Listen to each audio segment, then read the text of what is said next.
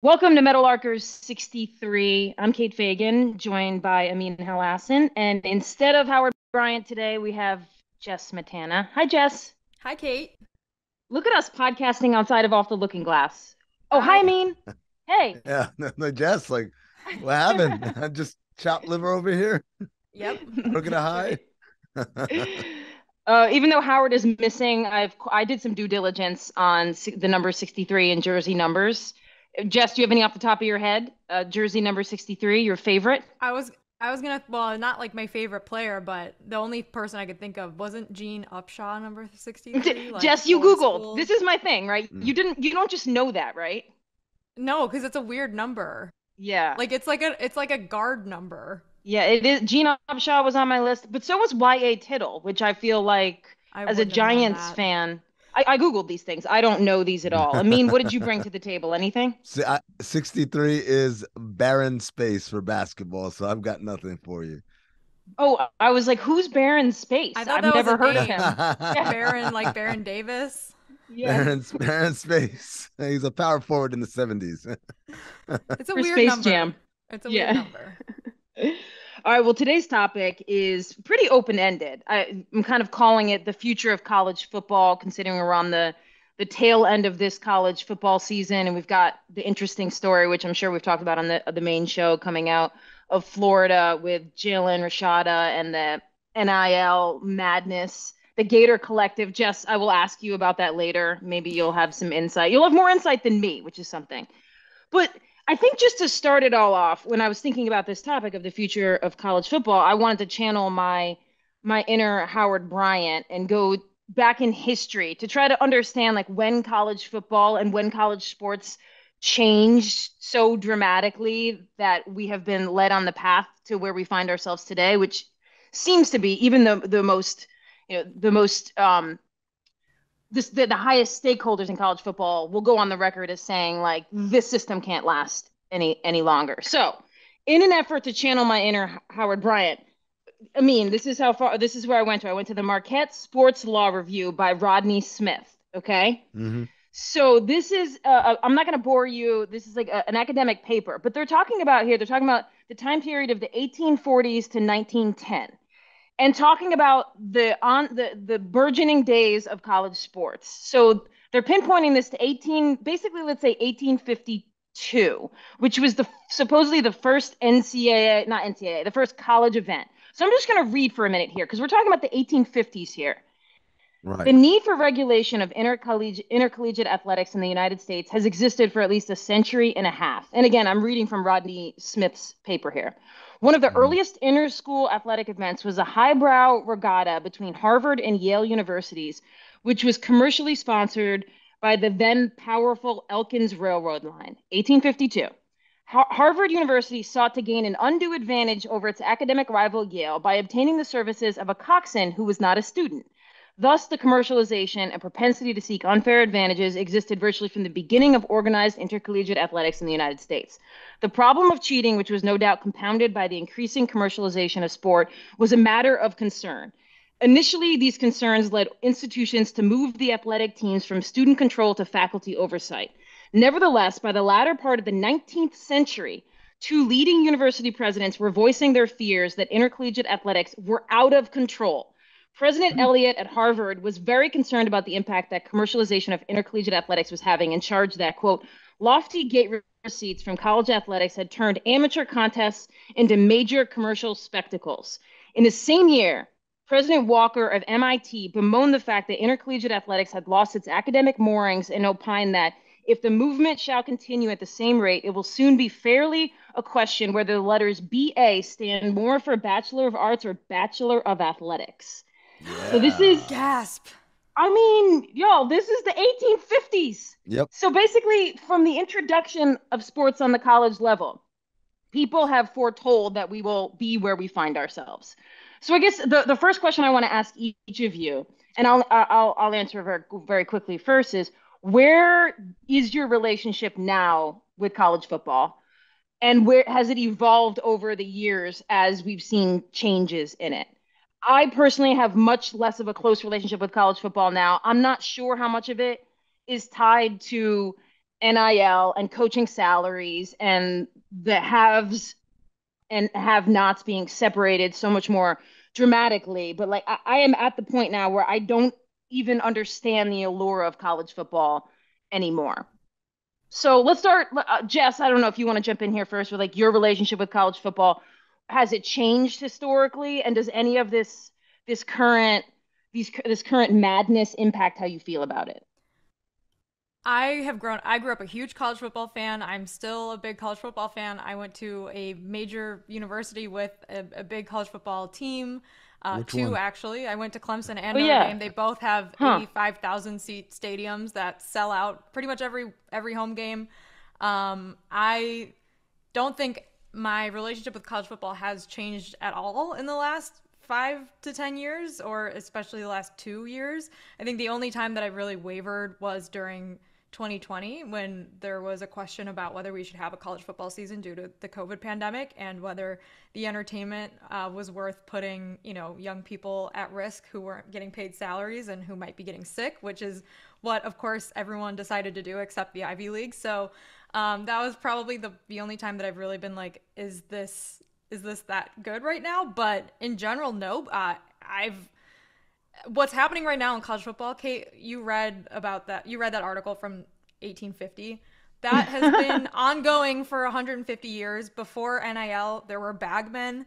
It was all done under the table. Everyone knew that there was a secret economy paying players to go to schools. And so the fact that it's more out in the open now hasn't made it more, nefarious to me. What I do hope to see now is eventually players making salaries and getting benefits from schools. And I think that this is like now been accelerated by the recent Supreme Court case that I'm sure we'll get to, the Alston versus the NCAA case last summer. So that's kind of my relationship with college football. I love college football. I watch it every weekend. I grew up around it, and I enjoy it for reasons other than the amateurism, oh, I love watching amateurs play football. Like, no, it's about the identity, like the pageantry, the marching band, the tailgating, all of that stuff. Yeah, I'm probably the exact polar opposite of Jess in the sense that do I care less today about college football than I did earlier in my life? Yes, but dare I say I never cared at all. I'd never watched college football until I want to say when I was a senior in high school, only because my brother went to Florida State and he was telling me about this guy called Charlie Ward who was amazing and played two sports and all that. And I started watching Charlie Ward for that and Warwick Dunn and those guys, those Florida State teams. I went to Georgia Tech and I got more into college football because we were good and I was friends with a lot of guys that were on the team. And so we went on road trips. We went to Georgia Tech at Florida State when Joe Hamilton finished second in Heisman voting and all that. And then I left college, and after that, I steadily cared less and less. There are flashpoints: Willis McGahee mangling his knee, um, uh, the uh, uh, the Statue of Liberty play. Boise State ran against Oklahoma in the Fiesta Bowl. Uh, Peter Warwick, like there's some things here and there. Michael Vick, like, oh yeah, I remember that. I remember that. I remember that. But if you're asking me on a Saturday, oh wait, the game's on. Hold on, I gotta watch Georgia versus all. Never gave a shit. Never gave a shit in my life. And so it's easy for me to disassociate from everything. Now, college basketball, I watch or used to watch a lot more because it was very integral for my job doing basketball. I wanted to know who's next. I never watched because of the pageantry. I never watched because they care or any of the other bullshit reasons in my eyes to why people say they like watching college sports. It's to me, it's always been an inferior product, whether it's football or basketball. I'm watching this. I'm like, why would I watch people do this poorly when I can wait a day and watch people do it at the highest level? And that's always been my philosophy. But I do find fascinating the shadow economy and the way people traditionally, like the diehard college sports fans, willfully choose to ignore the stuff. I remember the story of an NBA assistant coach who said, when told everybody cheats, said, well, not in North Carolina. He was a North Carolina alum. He said, we're not in North Carolina. We don't need to because we have the tradition and Dean Smith and all that. And one of the other coaches told him, hey, there's this player. I'm not going to say the player's name. He's a Hall of Famer. He grew up, his parents were literally dirt farmers. It sounds just as poor as you think. I know what we offered him to go to Kentucky. Yeah. He went to UNC. Just Google dirt farmer NBA players and see what comes up. Like, there's no chance he went to North Carolina for the pageantry or for the tradition of the history, right? And I went to grad school. I got a graduate degree I got an MBA, but my concentration in sports business. And I remember one of our cohorts was a Texas alum, and she could not believe. She was like, no way Vince Young went to Texas for any other reason other than it's Texas. And it's such a fascinating blind spot. But now, as you mentioned, Jess, it's out in the open. So now when a guy changes his mind, it can't be they made a last second plea and a push and Dean he Smith loves the really, marching band. Yeah, it really convinced him. It's like, no, we know why he changed his mind. They put a dollar sign on it. We know what the dollar sign amount is. And I can see how that is shattering the perception of many a person. Whether it's shattering it or not, though, I haven't seen any evidence that fans aren't watching college football, even though this is now the norm to hear about these NIL deals, which I think is interesting because the NCAA has acted like for decades amateurism was essential to its business model, and that was what the Supreme Court essentially ruled against last summer, which was in any other industry this would not be legal. So why is it okay to suppress the wages of players in college football and in college athletics?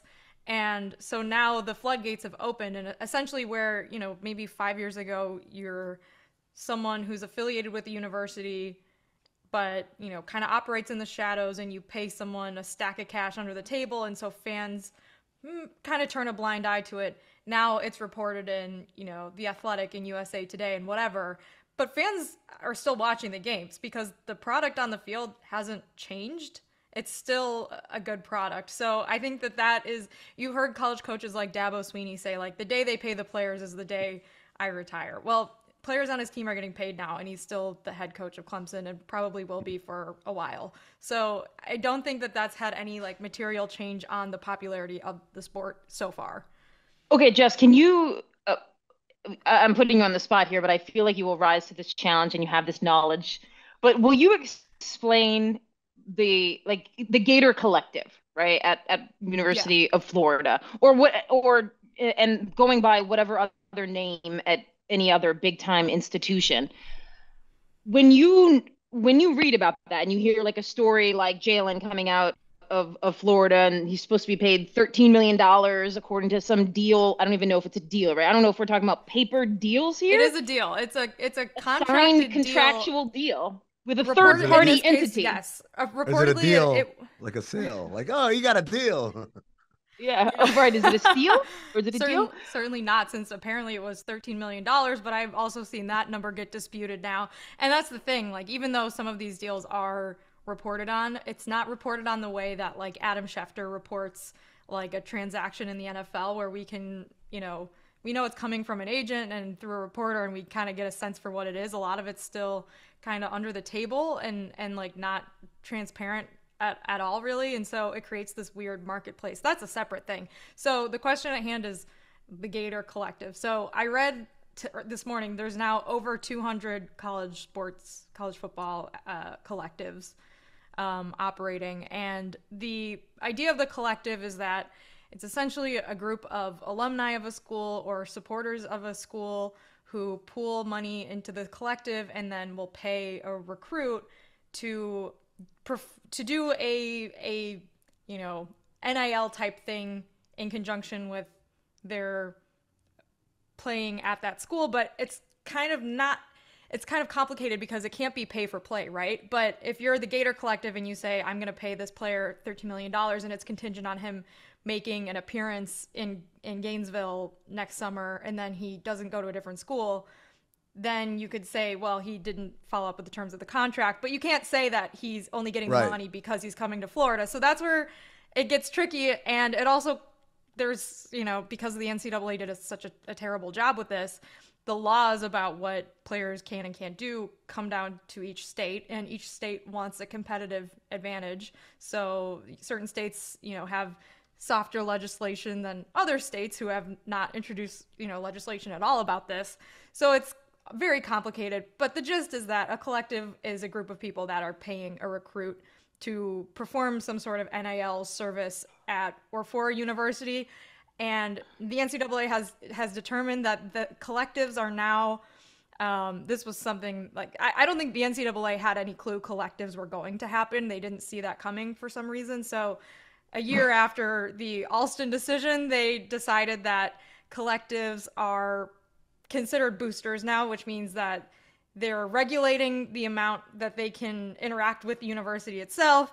And the NCAA has sort of threatened that they're going to start coming after these groups, but they haven't. And so they probably won't, because and then opens them up to more antitrust, lawsuits.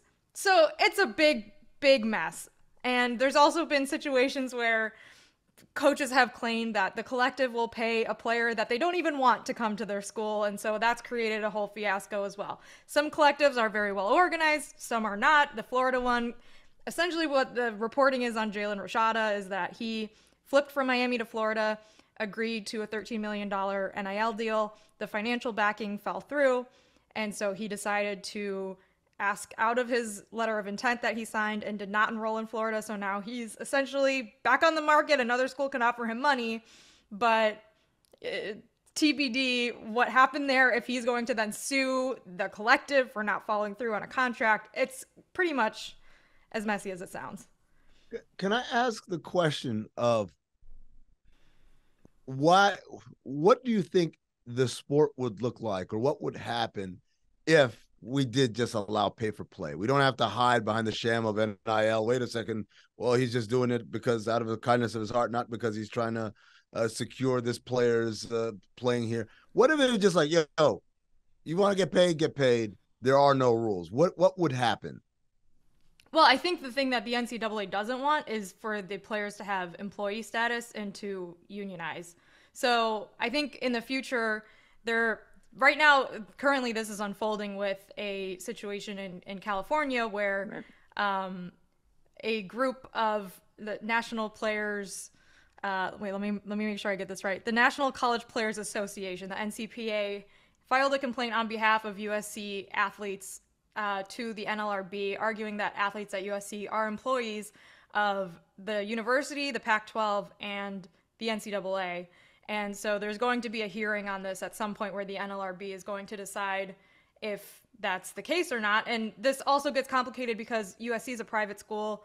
Northwestern, where there was a unionization attempt 10 years ago, is a private school, but state schools and state employees aren't subject to NLRB rulings. So that makes it even more messy. But I don't think the NCAA wants students, quote unquote, student athletes, which is a term they created to separate and differentiate athletes from employees of the university, to become employees, because then they can collectively bargain, and then they're going to probably get more money at big schools than they would if the schools just decided, here's your $20,000 salary or whatever.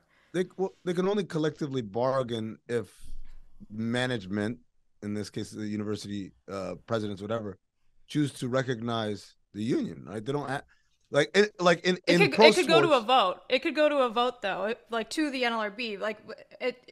There's essentially two ways that the union can get recognized. Like the university or Pac-12 or whoever is deemed the employer can say, we recognize your union, or you have a majority of people vote yes on a union card, which takes a long time. Union elections don't happen like the next day. So that is another step in organizing that, I'm sure would have to happen. So not necessarily, but yeah, I mean, it would be really tricky and complicated, and it's certainly makes it more difficult because athletes transfer in and out of school. They're, if you're going to the NFL, you're only going to play for 3 years.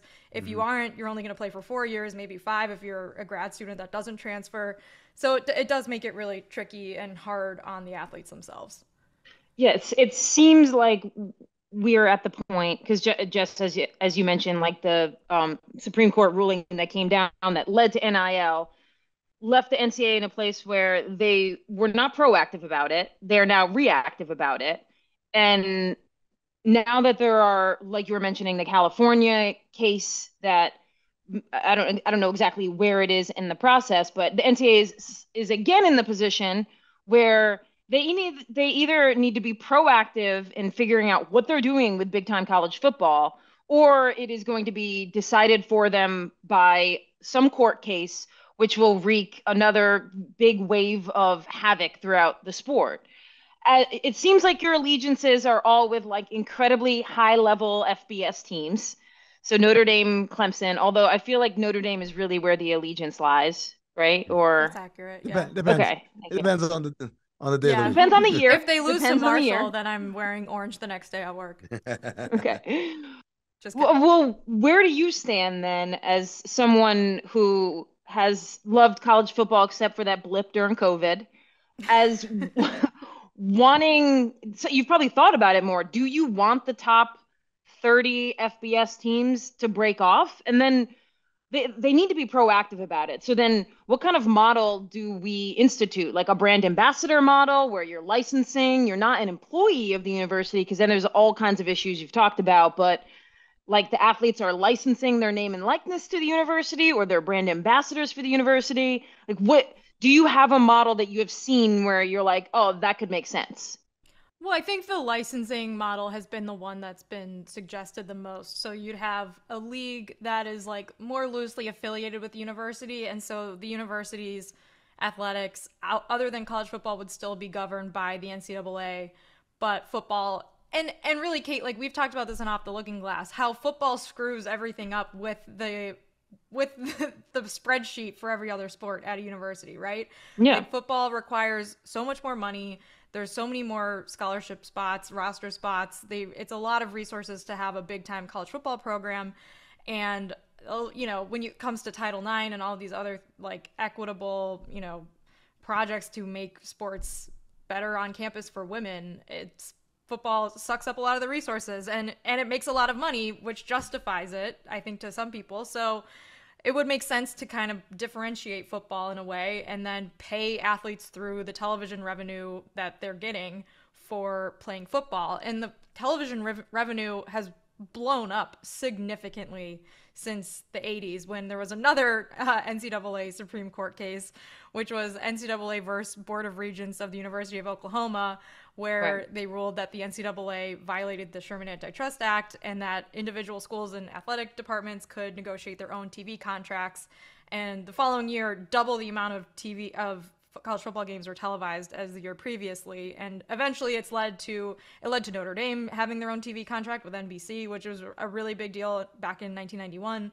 And now, of course, this past year, the Big Ten renegotiating its television deal, which is now going to pay Big Ten schools over $1 billion per year for the next 10 years. So, member institutions are getting almost $100 million a year, largely because of college football.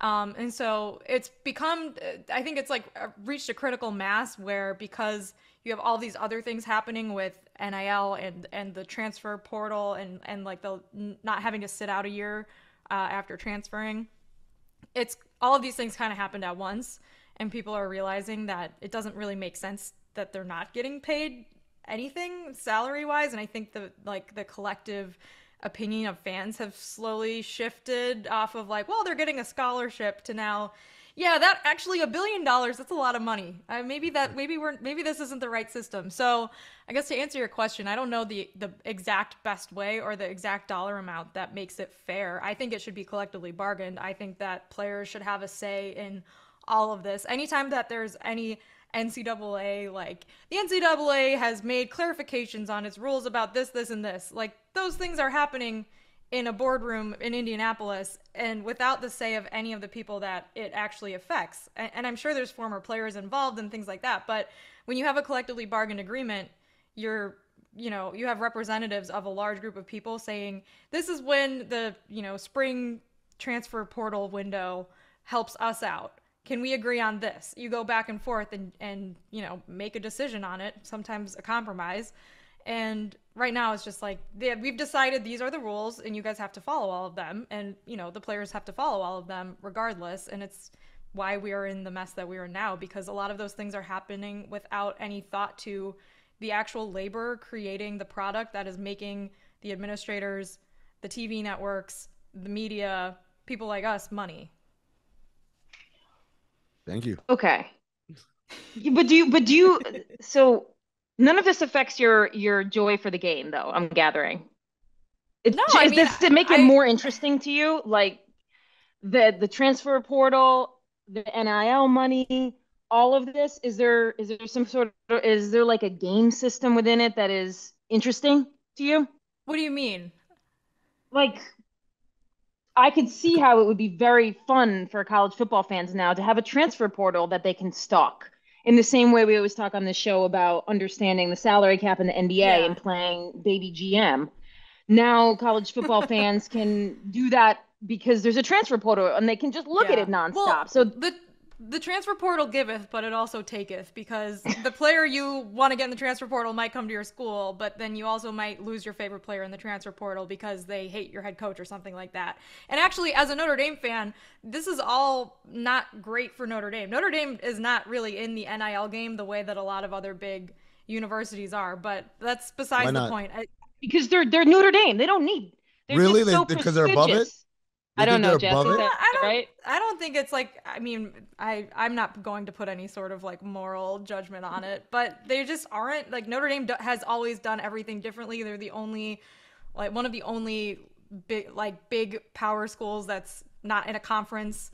They just operate differently and weirdly. It's not better or worse than anyone else. They have a direct line to Jesus, so they just ask Jesus for advice. That is true. They do have a direct line to the Pope. Yeah, there you go. It is kind of worse if the best players are getting the best players are getting paid and they're going other places because they're going to get paid. For Notre Dame ostensibly to say, I'm going to fight this fight with this arm tied behind my back. Let's go. That is worse, right? Am I missing something? It's not here? that. No, not at all. I mean, I think that a lot of Notre Dame fans are. We don't have to talk about Notre Dame this much, but I think it's more so a different philosophy where, like, Notre Dame has, they don't have a collective that's going to pay you up front to come to Notre Dame, but once you get to Notre Dame, you'll get opportunities there. I think that's kind of the mentality more so. And that's what a lot of, I think, smaller schools have to contend with now, because you might not have an organized collective that's going to, wink, wink, like, pay for a player to come to your school, but you still have to operate in the same, ecosystem where this wide receiver at this school might get paid this much. How do we get someone at least a little good to come to our school? They can still make money once they're here, but we don't have the resources to put it up front like some of the bigger schools do. We're also caught in this weird, I don't know why I'm saying weird, because I'm acting like I'm part of this ecosystem or have a vested stake in it when I've made it clear I don't. But there also seems to be this weird landscape now where college football's between the shadowland of the bagman and then the future, which might be the delineated cost of what it would be to have said wide receiver, right? You're like, well, if this school's paying this wide receiver this, all of that still feels so opaque. It is. It's extremely opaque. Like, a lot of it happens via rumors and message boards. Like, Jess, I'm still of the belief that part of what you're talking about is like a gift card to Qdoba. Like, this is what NIL deals mean to me. That was what the initial inception of NIL deals, or conception, I guess. I don't know which word. What it was. Like, when the clock struck midnight on July 1st, 2021, when all of these state legislature, bills went into effect and students at different schools could make deals. There were, I think De'Ara King from Miami had like 4 deals lined up in the first 10 hours with different companies wearing, a shirt from this company, going to this restaurant, like that sort of thing. That was the idea that NIL was going to be. Hey, my college campus has this restaurant that everyone loves, and so if you come to this college, we're going to give you all this free food and you're going to be in our local commercial and you're going to earn money off of it. Like, gee shucks, isn't that great? I can see condescending Amin right now, like laughing at the idea of how simple it is. But that's what it was supposed to be. And oh, I'll sign my autograph on your jersey and you can pay me for it now, right? Because that's what got Johnny Manziel in trouble like 10 years ago and got him suspended for half a game. And instead, yeah, like obviously there's so much money in this sport that people are going to find ways to create a competitive advantage that we're thinking outside of the box. And that's where these collectives come in. And I do think there is still like shadow economy happening that we don't really hear about or know about or isn't reported on. But it's not what you have in professional sports where you see a wide receiver sign a contract or a quarterback sign a contract and you're like, this is the going rate of an elite quarterback in this league. And if you want one, you have to pay him this much or around that much, right? Depending on how good he is and your salary cap and all of that. We don't really have that in college football because, yeah, there's like 1,000 schools. There's 2,000 players in the transfer portal at the end of the season. A lot of the deals that are happening aren't things that, you know, Adam Schefter is tweeting out dollar amounts to. So there is some guesswork involved. And I think that makes it even messier because people are just like, I don't really know what are we doing here? Okay. I'm not feigning ignorance here. It's just true ignorance. Like when you say the NIL like collective, like let's say the Gator Collective, let's not say the Gator Collective. Let's go to Boulder, Colorado, just to get away from Notre Dame. Let's go big state. Let's go. Yeah. I love the fake colleges Boulder, for movies. Yeah, Boulder, Colorado is an even like crazier example now. Well, it is now with Dion, but let's stay there because it's the only town I truly know. Yeah. Are we saying that I don't know what it's called there. Let's call it the Buffalo Collective. It probably has a name. It probably exists. I probably should have Googled that before we were recording, but here we are. The Buffalo Collective. I'm imagining now that Dion's there's more money in it. But are we saying that this collective is made up of, let's say, high net worth individuals who live in Boulder, who care about the football program and are like, I'm willing to commit $500,000 to this collective to use to get football players here? Combined with also, let's say, like Crocs, which is based out of Boulder. Maybe they say we're willing to put $1 million into this collective because we see, tangential benefit in having a good football program, combined with, Pasta J's, like an Italian spot on Pearl Street, putting in money. Truly a thing. Like, is that what the collective's about? Yeah, I mean, it's more so like private individuals than corporations. Okay, so if you're Crocs, you probably want to choose which athlete is endorsing your product because it's, an international brand. And so you're probably just going to find someone. But like, yeah, a person in a collective could kind of broker that before you come to that university, maybe. But again, like it's all in the gray area. I think the main gist though of the collective is that, yeah, it's like maybe one guy is giving $500,000 to it, and then maybe there's 100 fans that donate $100 to it, and it all kind of comes through the same pot. And they have a sense for who they want to play at the university, and that's how they broker all of these deals. That's the interesting part, right? Because the collecting of the money, oddly enough, might be the easy part, right? Whether it's campaigning for, not if you're Florida, I guess. Yeah. I'm just saying, whether you're campaigning for deep pocket people to chip in, or you're tricking the rubes to hit up a GoFundMe and drop in the 50 or 100 or whatever dollars they can. To me, the bigger question becomes, all right, now you're dealing with a lot of money. Who's managing this fund? Who's managing this fund in terms of making the money work while it's not being used? Who's managing this fund in terms of, from almost like a GM perspective, who are the players we're going after? Because both in practice and in theory, you're not supposed to have a direct connection with the school to even know what they want, or other than what it's like. It's not like Mario Cristobal can go to his collective and say, hey, here's my wish list of guys, have at it, go get them for me, right? You can't do that by rule, at least. What I read this morning, actually, Alex Kirshner, who's another college football podcaster and writer, wrote a story about also how a lot of the collectives some are run like businesses to make money, some are not. Some are nonprofit, some are not. Some, their nonprofit status maybe if they were investigated would be not chill with the IRS because they're handing out money to athletes over the amount that they're supposed to. So there's like all of these other things going on with the business models of the collectives and how they operate. That is also, it's a brand new thing that only began existing a year and a half ago. And so there are growing pains with it. And there have been cases, there's been a lot of like worst case scenario things like, oh, this player got, he wanted to go to this school, the money fell through and now he can't go to the school anymore. What do we do then? Like, can he sue? Like, how do we rectify the situation? And at the end of the day, it's like, Jesus Christ, we're talking about like 17-year-old high school kids that now are having to deal with this really aggressive business model because, and like, I think the most important thing to remember is it's because the NCAA screwed it up so badly that it's come to this. The NCAA had years and years to plan ahead, to see all of this coming. All the legislation that went into effect in July 2021 they were things coming through the pipeline for years. It wasn't like they woke up one morning and were like, oh shit, all these states want to pass NIL legislation. No, like this was stuff that had been happening for months, and then all the NCAA had to do was figure out like fair ways to manage it.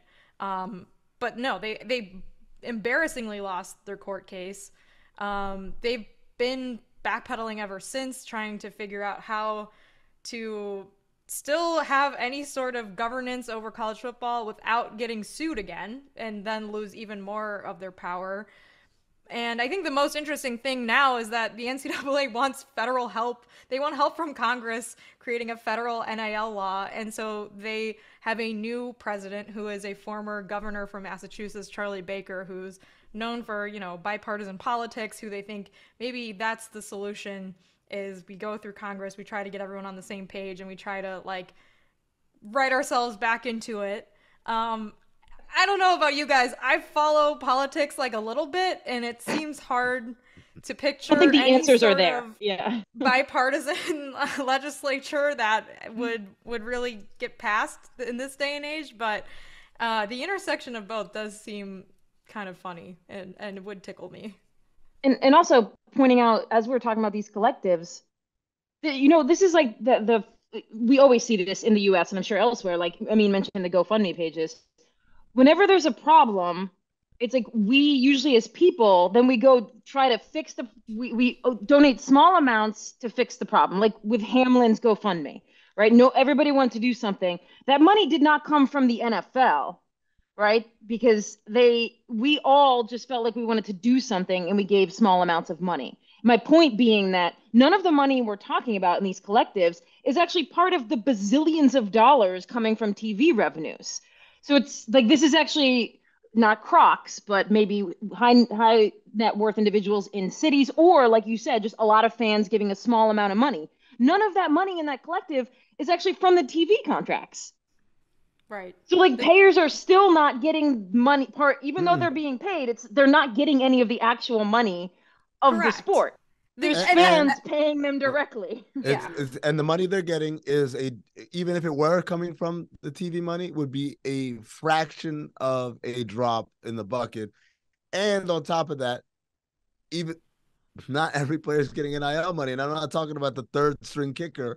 I'm talking about their starters who aren't getting NIL money. Guys who are pivotal to success to the team, which is why all of this is it's a ridiculous Band-Aid over a massive gunshot wound that is just gushing everywhere. Like, oh, here we go. There you go. Got you a little, like we're all making a big deal about Rashada getting 13 million. Maybe we don't even know.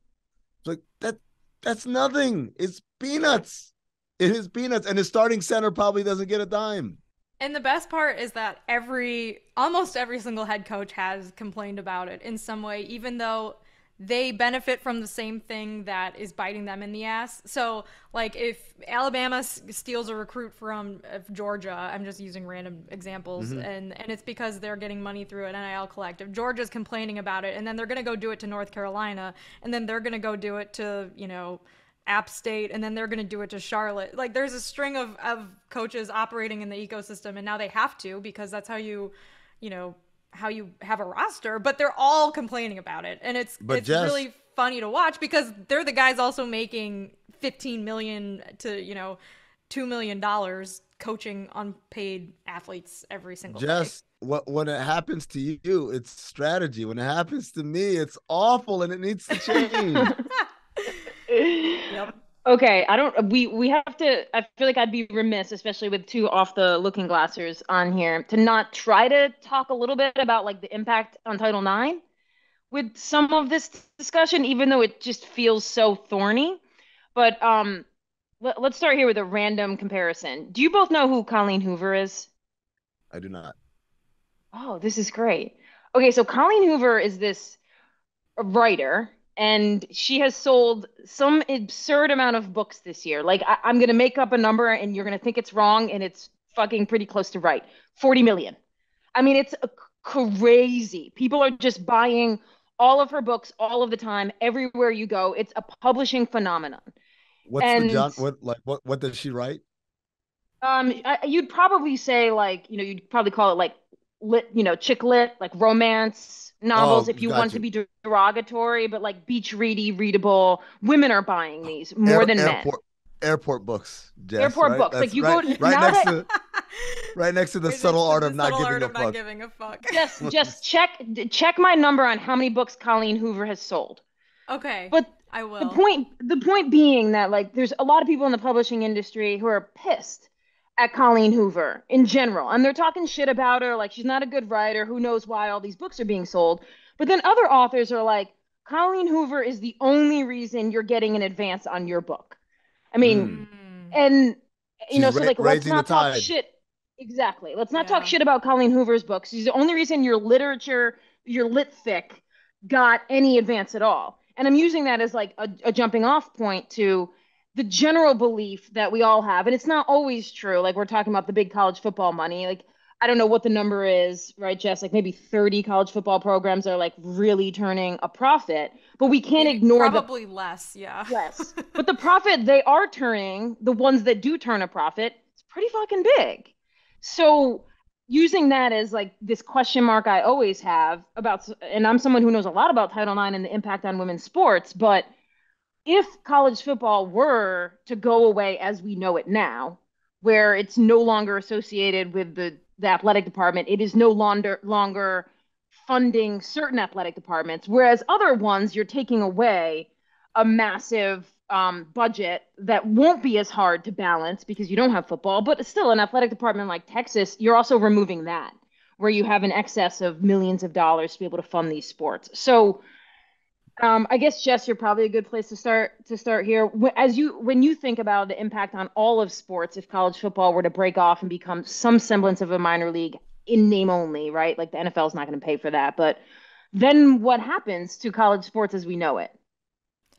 I mean, that's a huge question, and I think that's one of the existential questions when you talk about the football teams breaking away, that administrators are, I think, Kate, I've seen a few people use women's sports as a argument tactic that don't actually really, do you really care about women's sports? It's no, like, exactly. Oh, but what's going to happen to women's sports? Like, well, do you really care about women's sports? Like, is your school following You just don't Title want to pay IX? athletes. Yeah. Because you're probably not. There was like a USA Today story where they found that like pretty much every school is not actually, following the Title IX equitability standards that were set. So I think, on the one hand, yeah, college football is probably and college basketball especially, probably one of the main reasons that you're getting huge TV contracts to these schools that then pay for all these other sports. On the other hand, does it have to be a zero-sum game? Like, do we have to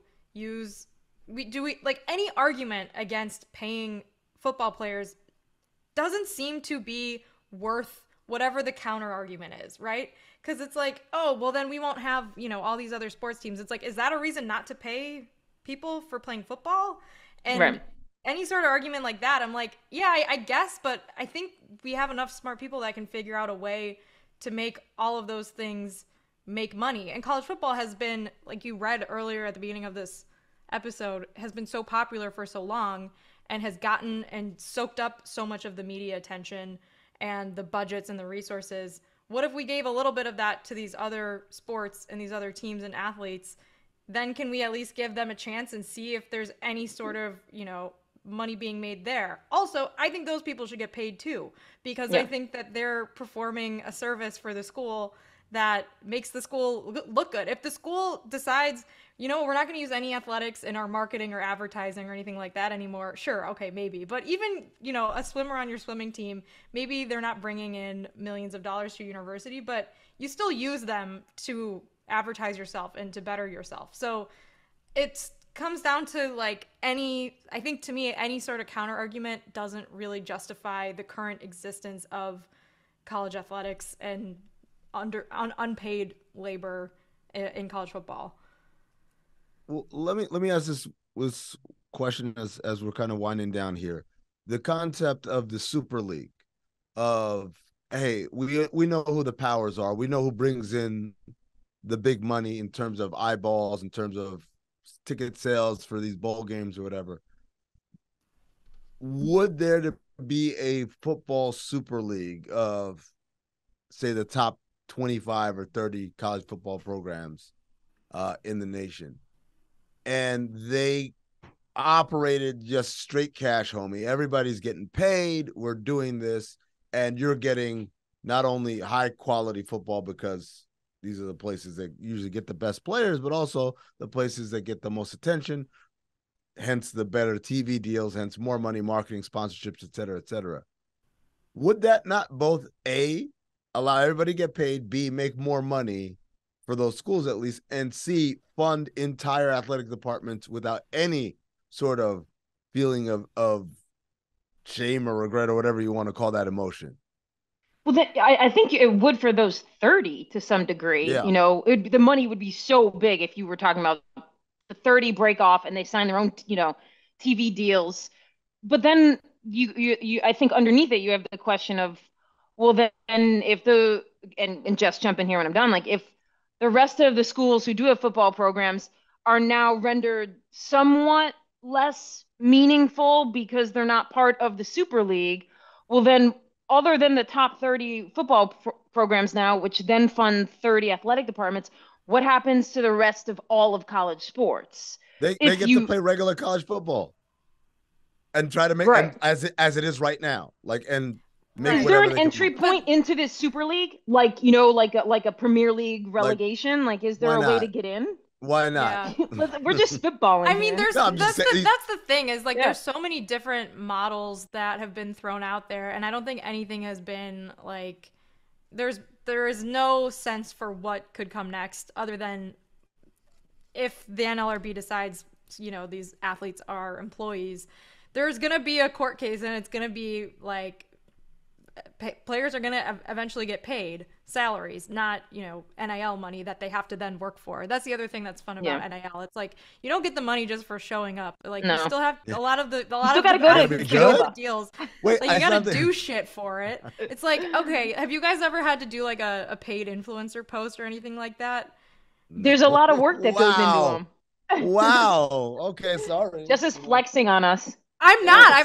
I'm literally asking. I assumed you had. Yeah, and it's more work than you think it's going to be. Yeah, you still got to put the time aside and do it and work with all the people on the right copy and everything like that. It's not like you just wake up and the money's in your bank account if you're actually performing a service or you have to go to an appearance or anything like that. So it's not the same as a salary where you go to work and you get paid. But yeah, I mean, there isn't any sort of agreement on what that model could look like, what a Super League, like the nuts and bolts of a Super League. Kate, I think when it comes to like women's sports or like the non-revenue generating sports, whatever you want to call it, it remains to be seen what the, administration's commitment is to those sports when a lot of the times we've just seen administrators caring about the bottom line. And I think the COVID year was a great example of that. Yeah. And I also like one thing, I mean, we are winding down here, but one thing that gets frustrating is when we talk about this topic, everyone acts like women's sports are the things people don't want to, bankroll. And literally, and I mean, this from the NBA, nobody really moves the needle. There's like three people who move the needle. It's not just like women's sports or men's sports. Oh, college football moves the needle. I'm like, you're really talking about like four programs. I mean, I know it's more than four, but like when you're talking about like six guys, and same in the NBA, like, does anybody show up for like the ninth man on the roster? No. And yet they make 12 million a year. I've never heard anyone moan about the lack of college baseball coverage. Like TV, like college baseball might as well not exist. Right. Or, that's not as true. far as if we're talking, well, I'm just talking about as an entity to be sold, packaged, whatever, right? Nobody cares. Like, it hasn't transcended yet. Absolutely, it may be fair to say. If we compared, for instance, to use women's basketball ratings versus college baseball ratings, it's not even Jess close. is Googling. Yeah, I am. I'm gonna look it's not close. I mean, the College World Series, I will say, is a major event. I'm not talking softball and baseball. Not talking about, yeah, but regular season baseball games, sure. Yeah, right. Yeah. So, but no one ever complains about, well, the baseball guys are getting all this money and nobody cares. No one says that. No one just shit on that. women. Yeah. Right, of course. Well, if it's gonna come down to shitting on baseball players or shitting on women's basketball players, we all know where the shit's gonna as American fly. As apple pie. Okay, so two things before we go. So it was 20 million books that Colleen Hoover has sold last year. Shit, there's a lot of books. And lastly, Amin, this is for you. The regatta in 1852 between Harvard and Yale, it was on Lake Winnipesaukee, which makes me think of one movie in particular. And it's a movie with Bill Murray and Richard Dreyfuss. Uh-huh. You talking about is it Caddyshack? No. What's a movie? It's got a question mark in it. Oh, it's Groundhog Day. No, not Groundhog Day. No, it's What About Bob? Oh, I've never seen that one. Have you ever seen What About Bob? Okay, That's the first time I've seen a movie that Amin hasn't. Yeah, I was going to ask you if you think it's properly rated, underrated, or overrated, but now we've lost that opportunity to pitch your podcast, so we're going to have to go. I've already pitched it 800 times today. I'm tired of pitching my podcast. Just get it wherever you get podcasts. It's called Cinephobe. Before we go, there was an anecdote in a college football book that I read that happened. It was this happened all the time in the 1930s. Players would play in a college football game and then they'd take the train to the nearest big city and play in that city's NFL game. Yeah. And it was obviously amateurism run amok. All these players are making money and then coming back to school, and the NCAA won't stand for it. It wasn't called the NCAA back then, but I love the idea of in 2023 Bryce Young putting on a mustache and glasses and showing up at the Carolina Panthers game and then taking the train back to Tuscaloosa. Bully. There's so many things we could have gotten away with back then that we can no longer get away with now. They didn't get away with it really back then either. How would you get caught? Who would know? Hey man, I thought I saw the Chicago Tribune reporter. Yeah. I thought I saw you at the Bears game. Me? No. What? No. I've been right here. No cameras, no Instagram to speak of. All right, that'll do it for Meadowlarkers 63. Thanks, y'all.